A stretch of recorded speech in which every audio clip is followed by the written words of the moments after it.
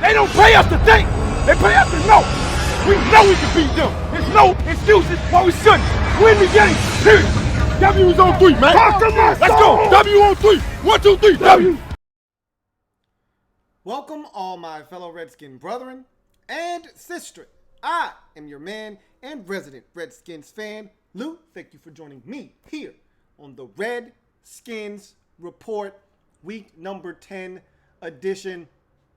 Dressed in all black like the Omen, which means we took one on the chin. And that was a bitter pill to swallow. Went back and watched the game, and it made me feel a little bit better, but worse at the same time. There's a lot of things that we just didn't do well in this game, and we had done well over the last 3 weeks. So it was so surprising to see us revert back to the things that we had done to get off to a 1-1 start this season. This game frustrated me sort of like the Colts game did. And when you look back at our record right now at 5-3, and you look at that Colts game and you look at how the Colts season has unfolded thus far, and they're trying to dig themselves out of an early hole that they have created for themselves, but we have no business being one of their 3 wins. None whatsoever. And if we miss the postseason by a game, that's the one I'll look back on and say, what the hell were we doing? And we were still trying to find ourselves in that game. I still think that we hadn't established an identity in week 2 versus the Indianapolis Colts. Still doesn't make me feel any better about losing 21-9 to a very, very suspect Indianapolis Colts team that ultimately may be much better as the season progresses. But when we got to them, they were still trying to figure some shit out, and we allowed them to come into our house and pretty much handle us soundly. So that's one that really sticks in my craw. This one is a bitter pill to swallow, but the Falcons are a good team, and frankly, they're just better than us. And it hurts and pains me to say that, but they're just better than us. I told you I didn't like the spot for us last week, and I allowed my emotions to get, and I told you, I made that pick with my heart. And generally speaking, that's a rule of thumb. You don't make picks with your heart, ever. You never make picks with your heart. Always with your head. And I said that I wasn't comfortable, but I was caught up in the Redskins hype that I created. You know, I created some of that hype myself. I was drinking a lot of the Kool-Aid, and sometimes you need a slice of humble pie. You need to be reminded, bitch, you're a Redskins fan. What are you doing? You can't get too excited. You're a Redskins fan. Stay in your place. Stay in your lane. We started swerving and switching over to the left lane. Get back in the right lane, okay? You drive in the slow lane. That's too fast for you. So we're back to where we belong. Back in the slow lane. Back trying to figure out what it is we need to do to get back into the winning circle. So that was a rough one. But I can say this. I said on my show on the Redskins Rapid React after the game was over, and this was an initial thought, and I hadn't watched the game a second time yet. Obviously, the game had just met its conclusion. I told you that Alex Smith played his best game as a Washington Redskin. I told you that. I said he wasn't the problem in this game. I went back and watched the film, and upon further review, I'm doubling down on what I told you. He played his ass off in that game. He gave us it. If Alex Smith plays like that the remainder of the season, we're going to win some football games. If we can get that, I will sit here and I will make a deal with you right now. If we can get that Alex Smith the rest of the season and get our defense to play like they've played the previous 3 weeks and not last week, we're going to win double-digit games this season. I will assure you of that. That's how well Alex Smith played in this game. I was impressed with some of the throws he made in this football game. He looked more like the Alex Smith that I thought we were getting and less like the guy that was timid. And yeah, he had some happy feet at times. There was times where he was a little antsy, but he looked more like the Alex Smith that I thought we were signing up for when we traded Kendall Fuller and a 3rd-round pick for Alex Smith. That's the guy that I thought we were getting. Okay? The guy that was extending plays and breaking tackles inside the pocket to escape and use his legs to pick up 22 yards on a run. I didn't want him to get smashed on the sidelines when he could have easily stepped out of bounds, but That's the guy that I signed up for. That Alex Smith. Not the one that looks 34 years old, that looks like he can't run anymore, that defensive linemen are hawking down and he's having to slide because he doesn't want to get crushed. That's the guy that I signed up for. The one that's breaking 2 tackles, getting outside the pocket and running for 22 yards. The guy that's putting footballs on the money and giving guys opportunities to make plays. Now, whether they decide to make a play, it's totally up to them. But he threw some good balls in this football game. In any event, we didn't do enough. We didn't do enough. The injuries were a problem. The penalties were a problem. The officiating was a problem. But again, like I said before, and I'll say it again, and I've said it many a times, and I'll continue to say it, when you get your ass whooped, I really don't want to hear about the officiating. You lose 27-24, yeah, I'll listen to all your gripes about the officiating. You lose 27-21, I'll hear your case about the officiating. You lose 38-14, I don't want to hear anything about the officiating. Not a damn thing. So, yeah, the officiating did impact this game. But we weren't good enough. We weren't good enough on third downs. We weren't good enough running the football. We weren't good enough stopping the run. We weren't good enough in general in this football game. We weren't good enough. They were better than us. They proved it. And I talked about the Redskins fans potentially getting back on the bandwagon and being excited about this team. Well, I couldn't tell. I wasn't at the stadium. And if you were at the game, I'd love to hear from you in the comment section of this video. Just give me a shout and tell me how bad of a Redskins Falcons split was it. It looked like a good 40 to 45% Falcon fans at the game from the TV copy. I'm not gonna lie to you, it looked bad. And as you lose, it gets worse because your home fans then vacate the stadium, and now it just looks like 100% Falcon fans. So I'm not too worried about the end of the game shots that saw the Falcon fans being excited, but what I am concerned about is on the first drive of the game, Austin Hooper catching the football and hearing chants of hoop like they're at home. That does concern me. When they score a touchdown on the first possession of the game and it sounds like a home game because the crowd is going nuts, that does concern me. So, and my sister was there. So I know there were Falcons fans there. And there were other fans of teams there that don't like the Redskins. So if they are there, they're rooting for the Falcons as well. Like my dad and my sister. They are Dallas Cowboy fans. So naturally, they were Atlanta Falcon fans on Sunday. So I get it. I understand. But I would have thought that after the 5-2 start, after some of the big victories the Redskins have had, it would have been more of a home feel at the game. It's hard for our guys to protect home when there's no home to protect.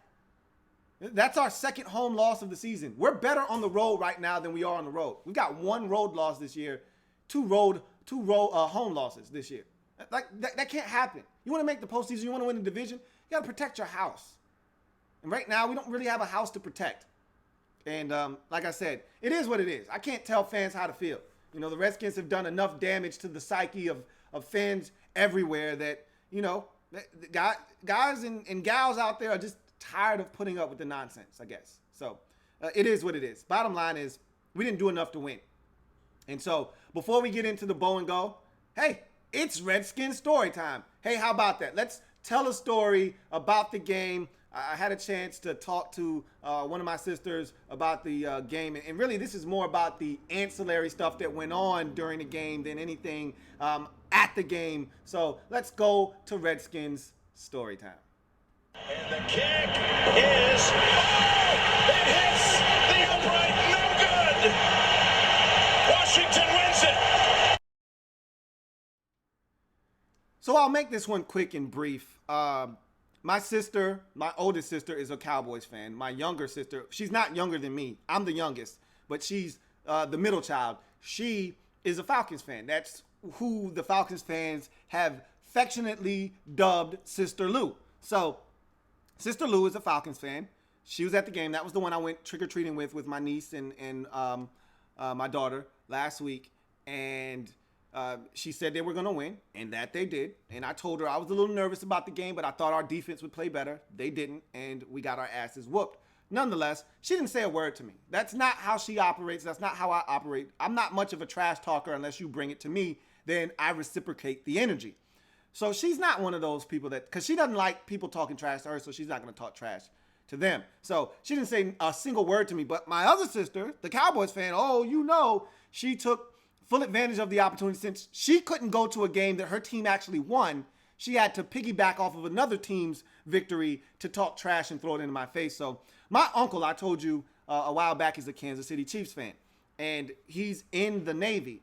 And when he goes out to sea, the phone lines are quiet. There's not a lot of trash talking going on amongst me and my sisters. But when he's in town, he's a grade A, top choice, trash talking son of a gun. So he loves to bring, and his team, 8-1, so he can talk all the trash that he wants to talk, because every week they're busting somebody's head open, scoring 37 and winning comfortably. So right now he's on cloud nine, and he tried to tell me that Alex Smith stinks and that we were going to figure it out. And I said, look, I understand what you're saying. Alex Smith didn't do for you, Chiefs fans, what you wanted him to do, which is win some playoff games. All right, I get it. I understand the gripe that you have with Alex Smith.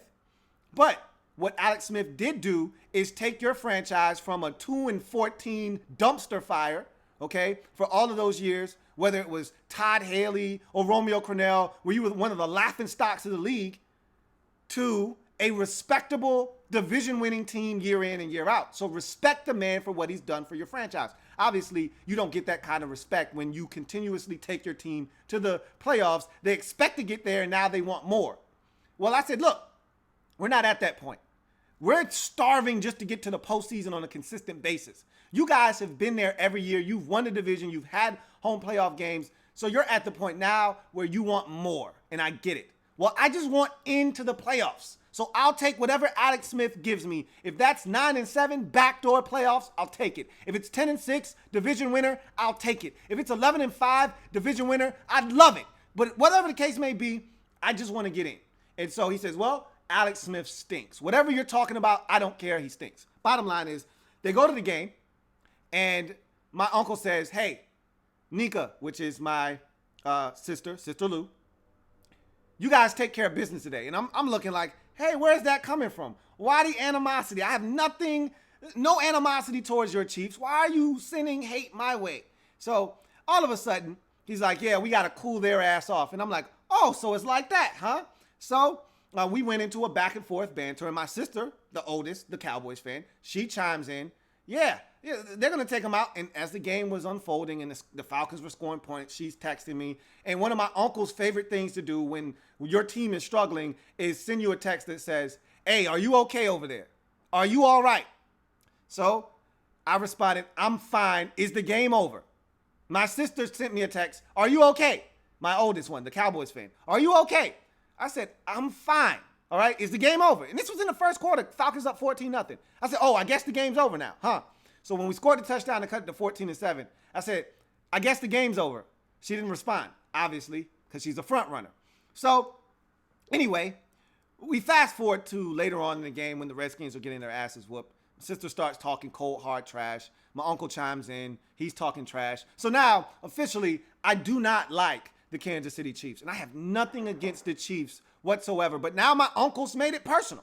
So now I don't like the Chiefs. And I'm looking towards and forward to their demise this season. Unfortunately, it has to be that way. He made it that way. I didn't start this war, but I damn sure will finish it because they're not going to win the Super Bowl. And I don't give a shit if they get to the AFC Championship game. When they lose, they'll be on the couch right next to us, and I'm going to make sure that he knows. In any event, my sister talked a ton of trash, the oldest one, the Cowboys fan. And I said, please, miss me with all the trash talk. You act as if you don't have a game tomorrow. You act as if you're even at 500. You act like you're in first place in the NFC East. So I told my uncle, who was talking mad garbage, straight cold hard cash. I said, hey, let me ask you something. Where are you in your division? Are you in first place? He said, yeah, I'm in first place. I said, cool. I am too. And that was the end of the conversation. So fast forward to Monday. Cowboys get their ass whooped. And it was a pretty close game for much of the game. But nonetheless, you lose by 2 touchdowns at home to a Titans team that had struggled to score of late. It's pretty daunting. That's a pretty tough bitter pill to swallow. And you were thoroughly dominated in that game, to be honest with you.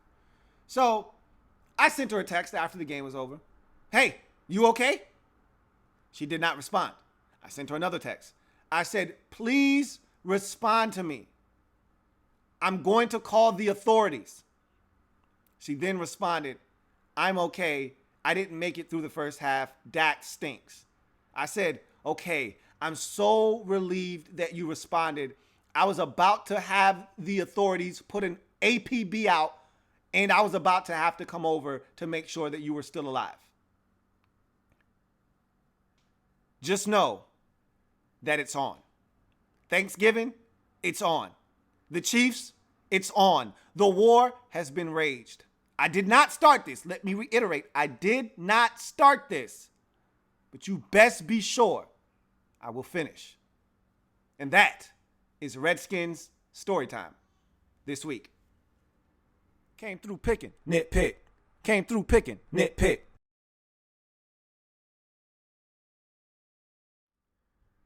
So I've got some nitpicks before we get to the bow and go. Man. I got a lot of nitpicks this week. I told you already about the solid burgundy jerseys, especially at home when you can control what you wear. It's one thing if you're on the road, you don't have any control over what the other team wants to wear. If they're at home, they can choose to wear solid or whites. It doesn't matter. They have the option. But when we're home and we're in control of what we put on, why are we wearing anything but white jerseys? I don't understand. We just got on a 3-game winning streak. Every single game we wore, and I'm not the most superstitious guy in the world, but we just won 3 straight with the championship jerseys, which are, for those of you who are a little slow, who don't know what the championship jerseys are, white tops, burgundy bottoms, okay? Those are the championship jerseys. The only time Joe Gibbs would wear anything other than white tops, burgundy bottoms was when we would go on the road and a team would decide to wear their white tops and we had no choice but to wear our burgundy tops. Other than that, if you gave Joe Gibbs the option, white tops, burgundy pants, game over. Anyway, that's my nitpick number 1. I've already expressed that on the R3. Nitpick number 2, Josh Norman tackling Julio Jones on that PI on 3rd and 13. Man, was that tough to watch a second time. I went back and I said, man, we had a chance to get off the field there. And it still would have resulted in a field goal attempt. Maybe they miss. Maybe they give us great field position. Maybe we get back in the game at that point. But it's 3rd and 13. Don't let them run by you. Don't panic and tackle him before the ball. And Julio wasn't going to catch that football. I assure you. Trust me. He was already falling down. The ball landed 1.5 yards ahead of him. He was not going to catch that football. But you know what else is not going to happen? You making a play on the ball when you don't even look back to see where the hell the ball is. That's what I'm talking about. When I talk about guys looking back for the football, that's what I'm referencing. When you don't look back for the football, shit like that happens. Nothing pisses me off more than a cornerback that has no awareness of space between man and ball and the relationship of man to ball. That kills me. You know how I am about LLCing. Look, locate, contest. Well, he didn't look. He couldn't locate because he didn't look. And because he couldn't look or locate, he only could contest by grabbing Julio Jones and throwing him onto the ground before the ball even hit the ground. Jesus Christ. Another nitpick. 2nd and 10, Falcons runs. God damn, man. The Falcons, I talked about this on the R3, how they threw the football almost exclusively on 1st down. But when you do that, you're going to have incompletions. Sometimes. Not a lot. They had a lot of completions on 1st down. But sometimes they were incomplete passes on 1st down. So you know what that set up? 2nd and 10. Yeah. Birdman hand rub. Here we go. Got them right when we want them. 2nd and 10. Oh, I hope they run the ball. I hope they run the ball. And they did. And what did they do? They got 6. They got 7. They got 8. They got 9, they got 10, they got 11, they got 12 repeatedly. Repeatedly, they went from 2nd and 10, 2nd and long, and in my mind, no better than 3rd and 8. If they decide to run it, they can't have any better than 3rd and 8. They're going to be in 3rd and long. I love it. Want more of it. And with this defense, the way they're playing up front, yeah, this is probably going to be 3rd and 8, 3rd and 9, might even be 3rd and 10, 3rd and 11. Yeah, how about that? Yeah, let's get them. No, 2nd and 10 turned into 3rd and 4, 3rd and 3, 3rd and 1, and first downs way too many times in this game via Falcons runs. It made me sick to my stomach watching it again. Absolutely sick to my stomach. And let me say this right now. Mason Foster and Zach Brown played their worst games collectively of the season. They were tentative. They didn't hit gaps. They didn't attack the line of scrimmage. I thought they played their best games last week versus the Giants and against the Cowboys. Those 2 games, I thought they were electric around the line of scrimmage. Last week, I think the Falcons throwing on first down put them on their heels. The Redskins linebackers looked scared. They didn't want to overreact to run fakes, give up plays behind them over the middle of the field on play action fake. And so they were nervous. They were tentative. They didn't trust their eyes. They didn't react. Instead, they were on their heels. And because of that, linemen were able to climb to the 2nd level, get to the linebackers, wash them out of the play, and plays that had gone for 1 or 2 the last 3 weeks were going for 6 and 8 and 10 and 12, and it was just hard to stomach. My God, it was hard to watch. Wow, 2nd and 10 runs. Jesus Christ. Sorry. 4, stop throwing wide receiver screens to Mo Harris. And I love Mo Harris. Had his best game of his career. Stop throwing wide receiver screens to Mo Harris. All right? Mo Harris is tough, but Mo Harris is looking for a place to fall down. He does not want to hit. He doesn't want to get hit. He's not afraid to go over the middle, but he does not want to get hit. And another thing, Mo isn't he's not juking anybody. Mo isn't fast. Why do we continuously, because he's playing Jameson's spot? Does that constitute him having to get the football? How about Capri Bibbs? How about Paul Richardson? Anybody but Mo Harris on a wide receiver screen, please. What are we doing? I'd rather see Adrian Peterson be at that spot and catch the screen and get blockers out in front and see what he can do. Not Mo Harris. 5, next nitpick. Speaking of Mo Harris and no run after the catch, our lack of run after catch at the receiver position is nauseating. And to me, this game highlighted what makes an explosive offense versus an offense that's extremely stagnant. You look at the Falcons, and they're everything we're not on offense, especially at the receiver position. Calvin Ridley catching a simple slant on 3rd and 9 right before the half and murking on our entire defense is something that we can only dream of having happen for us. We don't have a single guy on our team, especially with P. Rich being out for the remainder of the season. We don't have a single guy on our roster right now as it's constituted that can take a simple slant and turn it into a 50-yard touchdown. We do not have a single guy that can do that. We don't even have a single guy that we can throw a 5-yard shallow cross to, a shallow drag across the field on 3rd and 13 and say, make one defender miss. You would think it would be Jordan Reed, but at this point now, I'm not even sure if Jordan Reed is making guys miss. We don't have one guy that I think we could throw it underneath the sticks and say, hey, go get us a first down. Not one guy. Not until Chris Thompson comes back. It's a damn shame. And right now, the way the league is constituted, you've got to get yards after the catch. Why do you think the Chiefs offense is so dynamic? Because they can throw it to Tyreek Hill. They can throw it to Kareem Hunt. They can throw it to Travis Kelce, and they can get yards after the catch. Why are the Falcons so dynamic? Because Mohamed Sanu can catch the football 3 yards short of the sticks and drag 4 Redskin defenders for the additional 3 yards he needs for a first down. Are our guys doing that? Hell no. Are our guys catching the football 4 yards short of the sticks and then outrunning the entire defense for a touchdown? Hell no. It's just not how we're wired right now. And really, that's just not how we're wired, period. We don't have those kinds of ballers on our team. our receiver position needs a revamp. And really, maybe one or two guys that have speed. We don't have enough speed on offense. Don't have enough speed on offense. We just don't. 6, Vernon Davis being soft at the point of catch. Look, Vernon had himself a whale of a game, and I thought he was exceptional. And he's probably our best guy run after catch, which if you're telling me Vernon Davis is our best run after catch receiver / tight end skill guy, we are in trouble, okay? Because Vernon isn't shifty. Vernon is just fast. But in any event, Vernon has to be stronger at the point of catch.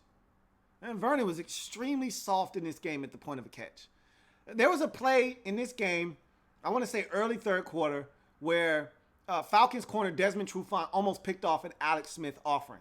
Beautiful throw by Alex Smith. He didn't do anything wrong on this play. Put the football right where it needed to be. Vernon is running a simple seam route. And he's in la-la land, and he allows Desmond Trufant to run the route for him. All Vernon, you're 6'3", 250, bruh. Box his ass out. Put your ass smack dab on his stomach. It'll knock his little ass out the way. Box him out. Put your body in between him and the football. Make the catch. Nope. Vernon lets Desmond Trufant hoe him. I mean, run right through him and almost pick the damn football off. And Vernon's looking around like, is he allowed to do that? Yeah, he's allowed to do that. Body him up. Catch a body right there, man. Nah. The interception down the sidelines? Come on, Vernon. Come on, VD. Be strong. You a big physical dude. Be strong. Take that shit from his ass. That's your football. That's your rock. Take it from him. Nah. I'll let this guy knock it out of my hands, bobble it all around, and let the safety come pick it off. Be strong at the point of catch, man. You too damn big. You look like Tarzan. You can't be playing like Jane sometimes. Be physical. And finally, my last nitpick. Alex Smith, I said, played his best game. But he continues to dumbfound me with some of his decision-making when running towards the sidelines. We all remember the just brain fart that he had running out of bounds late in the game versus Dallas. Saved a timeout for the Cowboys late in that game. We all know about him staying in bounds, stepping out of bounds, but not really making a definitive move one way or the other by the sidelines in this game and getting his clock cleaned. Late in this game, we're down 28-14. I begged the defense to get a stop. They got a stop. They gave us a chance to cut the deficit to 1 score with a touchdown. It was all I could ask for at this point. The Falcons aren't great on defense. This was our opportunity to try to come back in the game. And I've watched the Falcons all year long build big leads, blow them, and have to hang on for dear life at the end. So I thought this was our chance to do exactly what I watched Tampa Bay do, what I watched Carolina do, and some of the other teams that have had success, the Saints. I've watched teams come back on Atlanta late in games, either win or lose close, but nonetheless give themselves a fighting chance. I thought this was our opportunity. 3rd and 3 from our own 42-yard line. This is 4-down territory. We can't punt the ball back to the Falcons because if we do, they're going to score this time. We're not going to keep stopping them. That's just not how this game is going. So at this point, you got to know, down and distance, situational football. You scramble out of the pocket. Yeah, you saw the flag come out. You knew that your guys were holding. It was a holding penalty on both of your tackles. Jerron Christian on one side, Morgan Moses on the other side. So it didn't matter what you did on this play, it was coming back. However, what you can't do, and I cuss out quarterbacks on a weekly basis for this shit. You want to know one of my biggest pet peeves when guys leave the pocket as a quarterback? Don't you dare step out of bounds behind the line of scrimmage with the football still attached to your goddamn hand. You want me to cuss your ass out? Do some stupid shit. That's dumb football. Dumb football 101. I watch Derek Carr do the shit all the time. His dumb ass will run straight to the sidelines and then extend the football like this. Dumbass, you're 3 yards behind the line of scrimmage. You doing this is still a 2-yard loss. Throw the damn football away. I watched dumb Dak Prescott do the same damn thing on Monday Night Football. Run 4 yards behind the line of scrimmage, run up 2 yards. Hey, dummy, you're still 2 yards behind the line of scrimmage. Throw the goddamn football away. You're outside the pocket. Don't take a loss. Don't take a sack. Don't put that on your offensive line. Stupid. That's dumb football. So what does Alex Smith do on 3rd and 3 in a crucial portion of this game? He rolls out of the pocket. He extends. Nobody gets open. Oh, I'm yelling, Alex, throw it out of bounds. Alex, chuck it out of bounds. Alex, get rid of the football. And he just calmly steps out of bounds for a 4-yard loss. Hey, guy, don't do that. That's stupid, dumb football. That's losing football right there. Losers do things like that. Tom Brady doesn't do that. Aaron Rodgers doesn't do that. That's loser football. Throw it out of bounds. You know what would have happened if he would have thrown it out of bounds? He would have forced the Atlanta Falcons to have to make a TD. What is a TD? A tough decision, man. Do I take the 10-yard penalty, make it 3rd and 13, and give them 2 opportunities to pick up 13 yards? Or do I decline this penalty, make it 4th and 3, and now Jay Gruden's going to probably go for it? He's going to take the penalty, make it 3rd and 13. I'll take my chances with 3rd and 13. I'll take my chances that you might be able to find Josh Doxson wide open over the middle of the field like you did on 3rd and 15, and this time he won't drop it. Or you might be able to find Vernon Davis smoking their safety or their linebacker like he had done earlier in the game, and maybe we convert. I'll take my chances with 3rd and 13. What I can't do is go for it on 4th and 7, though. You just F that up. Now we got a punt. Thanks, Alex, for nothing. Be smart. Don't be a retard. Come on. Use your head. You're too damn smart for that. And you're too much of a damn veteran for that. It's losing football. And those are my damn nitpicks. Let's go on to the bow and go. Redskins bow and go. So look, I've already pretty much wrapped up the Falcons game. They beat us in just about every facet of the game. They were more physical than us at the line of scrimmage, which has been our calling card. We've won at the line of scrimmage during our 3-game winning streak. We were more physical than the team across from us on both sides of the football at the line of scrimmage. We dominated the line of scrimmage versus Carolina, versus Dallas, and versus the Giants. We didn't do that in this game. We got dominated up front by the Falcons up front on both sides of the football. They stopped our run. They were in our backfield, and we couldn't get the run off the ground. I still don't think Jay ran the football enough, and I don't think he made enough of a concerted effort to run the football. And more so than that, because the Falcons were stopping our run. It's not like Jay stopped running and Adrian was having a great day. But there was no diversity. And I'll take it a step further. People were saying that the Falcons were stymieing our run, and why keep running and you running? And I've been a proponent of not running when a team is just stopping your run. But here's the thing. Against the Giants, Adrian Peterson wasn't killing the Giants. He wasn't killing the Giants. Until that 64-yard run, he wasn't going to eclipse 100. He wasn't even going to be close. He ended up with 149 yards on the day rushing against the Giants. 64, think about that. 64 of them came on one run. All right. He wasn't going to even come close, and he was well over 20 carries. All right. He wasn't gashing the Giants, but we stuck with the run. Why? Because we could. And it was more diversity in that game than it was this game. I thought that the Redskins came out and they lacked diversity. What happened to our gun runs with the counters? Where guys are pulling across the formation and we're mollywopping guys. What happened to that? What happened to the speed option? What happened to read option where Alex may have a chance to keep it? There was none of that in this game. There was no diversity. It was just zone runs that the Falcons were all over. And I just thought that we didn't stay committed to who we were. And they beat us up front on both sides of the football. And we couldn't get off the field on third downs. And you got to give them credit. They schemed it up well. They saw our deficiencies stopping pick plays earlier in the season, whether it be versus Green Bay, Carolina, or Indianapolis. They saw our struggles versus pick plays, and they ran a bevy of them, and we had no answer.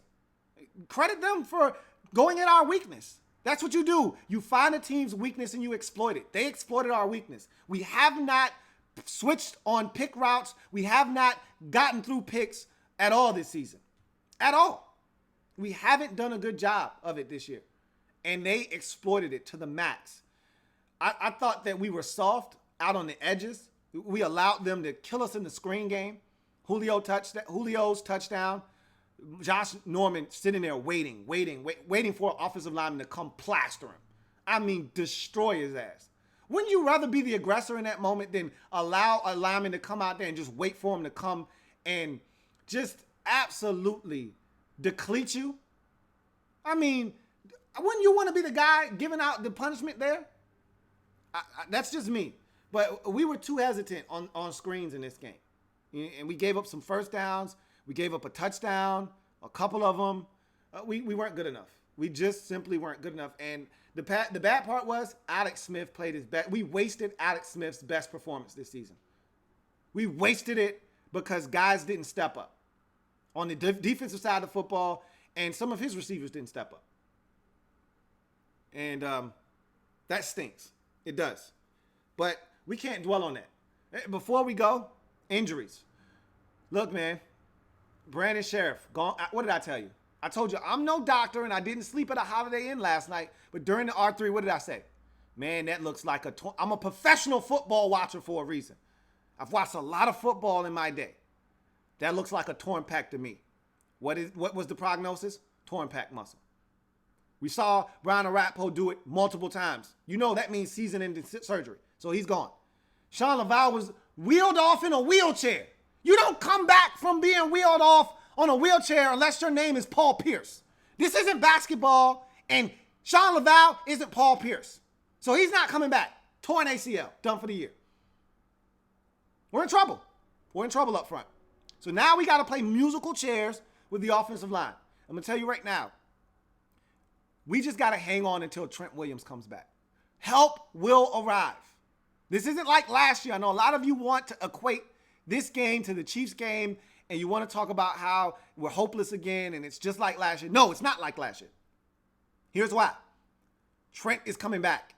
And when Trent comes back, he'll be healthy. This isn't a lower body injury. It's his hand. So when he comes back, the hand will be good enough to play. Hopefully he doesn't do anything to re-aggravate it. But if he's healthy, a healthy Trent will go a long way in helping us, because what you can do then, because Ty and Seki, I don't know if Jay wants to do this or not, but he may not have a damn choice at this point. Ty and Seki was so good at guard yesterday or Sunday. He was so good at guard that the brain is working. It's working. Trent comes back to left tackle.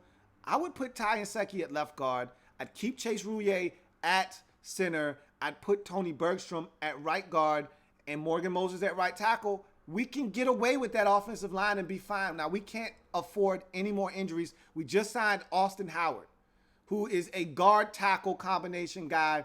He stinks, but he's probably the best you're going to find at this point of the season. I don't have a problem with Austin Howard being on this roster. I don't even have a problem if he has to be thrusted into action, but I don't want Austin Howard on the field if we don't have to have him on the field. But I think for the meantime, we're going to have to probably have Austin Howard on the field, because I don't think they really like Casey Dunn, which is our final offensive lineman that we can pull up off the practice squad and bring him up. I don't think they love him. So I think that Dunn may actually have to play. I don't know if they're comfortable enough throwing Austin Howard in the mix right away, off the street into the start lineup against Tampa on Sunday. But if we can just find a way to go 2-1 with Trent out of the lineup the next 3 weeks, okay? If we can just find a way to go 2-1. Or really, I'm hoping Trent can come back for the Cowboys game, because he just missed this game. He's going to miss the Tampa game. He's going to miss the Texans game. If we can get him back for Thanksgiving versus Dallas, if we could just go 1-1, if we split those two games, I'd love to get both of them. I think both of them are winnable football games. We'll talk about the Texans next week when we get there. We'll know a lot more about the Redskins this week and where we're heading, what direction this season is going after this game. This game is going to tell us a lot, which takes me to my next item. Let's go to week number 10 and the Tampa Bay Buccaneers. So every episode of the Redskins Report has a theme. Last week's theme, we're getting a retake of a test that we failed earlier in the year. It's retake. How are we going to fare? Well, we failed the test. This week's theme, and I give you the theme on the art. that I give you, the thumbnail, okay? That's the theme every week. This week's theme, Redskins Crossroads, all right? The Redskins season is at a crossroads right now in week 10. And it's funny that every time the Redskins have a code red game or a crossroads type of game where your season could go one of two ways, it's against the Tampa Bay Buccaneers. Go figure. But to me, this is a huge game. And the Redskins season could go one of two ways. The Redskins season could veer off to the left and they could lose this game, go 5-4. They could succumb to excuses. We got injuries. We got guys that shouldn't be in the lineup and don't overcome those injuries and don't overcome the excuses and lose and drop to 5-4 and watch this division whittle away. You're going to win this division, you got to beat Tampa Bay. You got to beat Tampa Bay. Find a way. Gut it out. I don't give a shit how you do it. You've got to knuckle up this week. No excuses. Everybody's got injuries at this time of the season. Everyone. May not be, some teams have been affected by injuries more than others, but it doesn't matter. We're still in first place. Everything that we want is still in front of us. We've got a shot. They could go left and succumb to the injuries, make excuses, and drop to 5-4, and probably be in a first place tie with the Eagles, who have a game on Sunday Night Football with the Cowboys at home and probably are going to win that game, get to 5-4, and be tied with us atop the division. Or we can go right. And we could go to a place that a lot of teams, the good ones at least, they go. And if we go down that path, that's going to tell me a lot about this Redskins football team. That's going to tell me a lot about this Redskins team. We go to 6-4. I know that this Redskins team is going to fight. And that they haven't quit. And that they're resilient. It's right there. The path, both of them are there. Redskins are at a crossroads. They're at an impasse. They got to make a decision. Are you going to find a way to pull your boots up, go out on the road against a tough opponent in Tampa Bay? Don't sleep on the goddamn Bucs. Don't you do it for 1 second. Because they will score 35 on our ass and beat us. No problems. No questions asked. Or are you going to go out, find a way to put forth a gritty performance, and find a way to go get a tough road win, get to 6-4, stay atop this division, and give us another week to fight without Trent Williams in the lineup? Because once Trent comes back, if I'm Jay Gruden, I know Ty Nsekhe is the best backup tackle probably in the entire league. I got to put him at guard. I got to do what's going to give me the best chance to win and run the football and stay balanced and stay the team that we have pretty much carved out an identity to be, which is a team that runs the football, stops the run. Trent Williams at left tackle, Ty Nsekhe at left guard, Chase Roulier at center, Tony Bergstrom at right guard, Morgan Moses at right tackle. That gives me the best chance. With the way that the roster is constituted right now, that gives me the best chance to go out, run the football, and remain efficient on offense. But we can't get to that.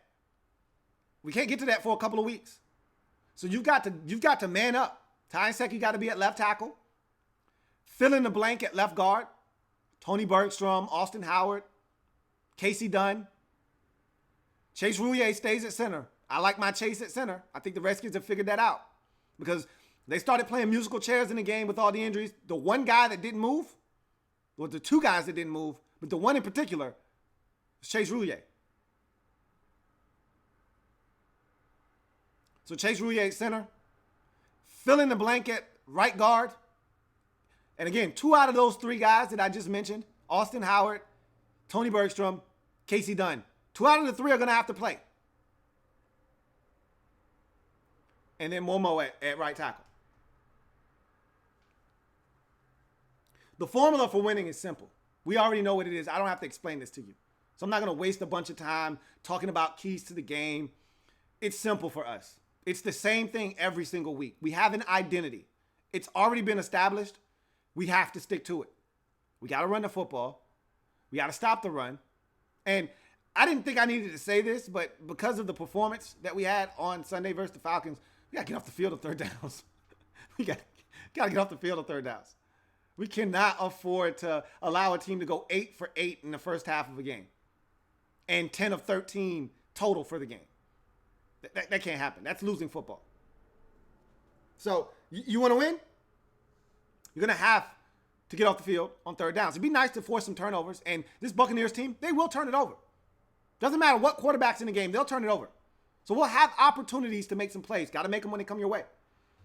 Got to win the turnover battle. Can't share in this game. Got to be very frugal with the football. We have to take care of it. Can't have senseless penalties. Can't have the mistakes we had.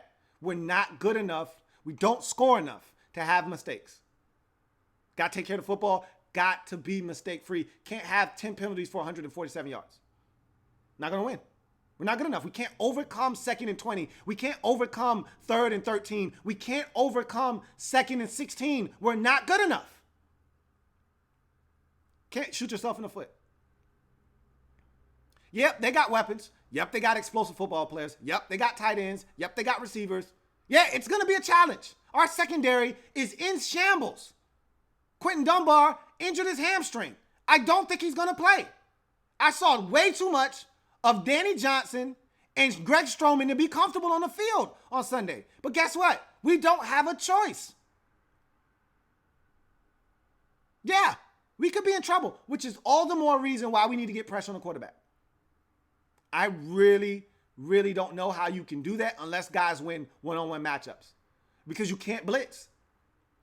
You can't blitz and leave Deshaun Jackson one-on-one with anybody in our secondary. That includes Josh Norman. He'll run right by him like he's standing still. We watched Julio do it last week. We can't allow Mike Evans to have one-on-one with these guys. He'll run right by them. We watched Julio Jones. We watched Calvin Ridley do it last week. So you can't blitz. You can't be over-aggressive. You have to win with 4-man pressures. So that means we got to hit home with 4. Maybe you can send a 5th defender. No more than that. We can't be over-aggressive and leave guys one-on-one because their guys are better than our guys. O.J. Howard will beat our linebackers one-on-one. O.J. Howard will beat our safeties one-on-one. Deshaun Jackson, Adam Humphries, Mike Evans, Chris Godwin, they all win against our corners one-on-one. So you can't blitz. You can't be over-aggressive. Got to keep the ball in front of us, though. Can't give up big plays. Make the Bucs earn it. They're a bad team. They're 3-5 for a reason. Just like I said with the Giants. They will self-destruct. Make them go on a 12-play, 80-yard drive. If they score, you tip your cap. But if it's a 4-play, 75-yard drive that was capped by a 58-yard touchdown pass, you're going to lose the football game. We can't afford to give those up. They can't run the football on us this week. We got to stop the run. Make Fitty beat us, and if he does, touche. You got us. And it'd be nice if Alex Smith can build on what he did last week. But I'm not too sure about that because, hey, it's a patchwork offensive line in front of him. He may go back to being really antsy. Who knows? I will say this. We're going to start pulling some guys off of IR here shortly. You know, I think Quinn may be a guy that's potentially, they can only bring 2 back. Can only bring 2 players off of IR back. I surmise that one of those guys will be Trey Quinn, if he's healthy enough. And I think the other guy is going to be the running back from Philadelphia, the one that we like, Byron Marshall. And if they bring back Byron Marshall, that means Samaje Perine is getting cut and demoted to the practice squad. Unless somebody else picks him up on waivers. In that case, no more Samaje Perine. But Byron Marshall gives us that same Chris Thompson type of feel out of the backfield. and we could use a guy that can make people miss out in space and be dynamic. Capri Bibbs is nice. He's all right, but he's not real. Byron Marshall is legit. I like Byron Marshall a lot, and he can help. So it'd be nice to get Byron Marshall back. It'd be nice to get Trey Quinn back and really infuse this offense with a little. And it'd be nice to get Jameson. Help is on the way. I keep telling you guys this. At some point, Chris Thompson will be back. It may not be for another 3 or 4 weeks, but Chris Thompson will be back at some point. Trent Williams will be back at some point. Trey Quinn will be back at some point. Or maybe it's Cam Sims, okay? One of those guys will be back at some point. I'd prefer it to be Trey Quinn. I actually like him on punt returns as well. Byron Marshall will be back at some point. Help is on the way. Dunny will be back at some point. We're going to get healthy. It's not like all of these injuries are out for the year. But we just got to hang in there while these guys are on the mend. And that's what the good teams do. They find a way to win despite. You can fill in the blank. But the good teams find a way to win despite. That's what we got to do on Sunday versus the Buccaneers on the road. So I go from that to my final outcome. It's the final outcome. Whoa, yeah.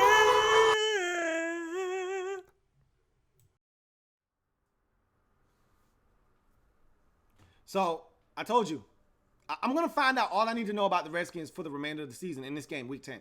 To me, this is a must-win game. It's code red. And not because if we lose, the season is over, but I'll know. I'll know. I'm a professional football watcher. I have lived and died with the Redskins my entire life. The span of 30 years, I've lived and died with this football team. So I'll know. You can't hide from me. I know. It's just like having a significant other. You know when they're lying to you. You know. You know them like the back of your hand. So you know when they're hiding something from you. You know. Well, if the Redskins don't win this game, I'll know. I'll know that they didn't make the turn down resilience and fight USA. They didn't make that turn. They went down excuses USA. Okay? And if you're going to go down excuses USA, that's not the path of a champion. That's not the path of the NFC East champ. You're going to have mistakes. You're going to have issues. You're going to have injuries. You have to overcome them. That's what the good teams do. The good teams, they take the path down resiliency and resilience and fight USA. They go down that road. They take that exit. If the Redskins want to win the division, if the Redskins want to be in the playoff hunt come late December, you got to win at Tampa Bay in Week 10. And I'm going to find out a lot about our football team. I really am. I got confidence. The last time we faced this kind of adversity, we weren't dealing with the same amount of injuries. But at this point, guys got to step up. We don't have a ton of injuries on defense. They're still relatively healthy. Well, go out and win us a football game then. All right? You want to talk about being as good as the Ravens defense? Prove it. I damn sure didn't see that against the Atlanta Falcons. Well, these aren't the Atlanta Falcons. They can be, if you allow them to be. They can be just as explosive as the Falcons. They can be just as explosive as the Saints. If you allow them to be, they can be. We got a chance to go 2-2 in the NFC South. This is the final game in that division. If you would have told me before the season started, we went 2-2 in the NFC South, I would have taken it and run with it. Well, we've got a chance to do that. They're the best division in football now. I didn't want to admit it. I thought it was going to be the AFC North. Well, I'm admitting it now. 0-0. Okay. The NFC South is the best division in football. And we got a chance to go 2-2 versus the best division in football. I'll take it. Well, they're not going to give it to us. We got to take it. And it ain't going to be pretty. But it needs to be gritty. And a dub. I got us winning 22-20. And this game's going to be scary. Dustin Hopkins is going to miss an extra point. But he's also going to make 3 field goals. And because of that missed extra point, the Buccaneers are going to have a chance to beat us on a late field goal, but they're going to miss. And we're going to win this game 22-20, and all of our hearts will be in our throats at game's end, but we'll come through and we'll be victorious and we'll be 6-3. That's all I'm looking for. And like I told you before, I don't care how we get it.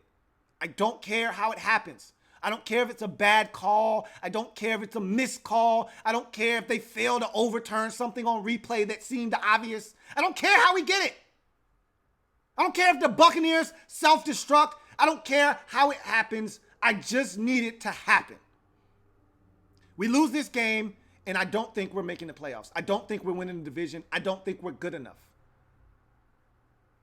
We win this game, and it changes my whole thought process moving forward. Because if you're going to win a division, you got to win games like this versus Tampa Bay on the road. They're 3-5 for a reason. And after Sunday, they should be 3-6. But if you allow them to have confidence, you allow them to make plays, you allow them to do the things that make them comfortable, we'll be 5-4 and they'll be 4-5. I am a Redskins fan, etched in burgundy and gold. My Redskins spirit will never die. Redskins spirit will never fold until we meet again. Hail to our beloved Washington Redskins. I hate wearing all black. I don't want to do it again. So spare me having to do it again by going out and getting the dub, please. You know what time it is, fellas. Go get the dub and bring it back home. I'll see you guys next time. Have a good one.